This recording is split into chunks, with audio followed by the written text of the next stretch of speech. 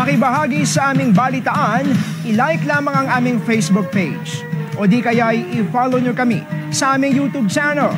Para naman sa inyong mga comments, suggestions, at public service announcement, mag-email lamang dito sa IBC. Kaibigan, naway isaalang-alang natin na nandirito pa rin ang banta ng COVID-19. Kaya laging mag-mask at maghugas upang makaiwas. At yan ang mga makabuluhang balitang aming nakalap. Muli po kaming magbabalik bukas. Maraming salamat, Pilipinas.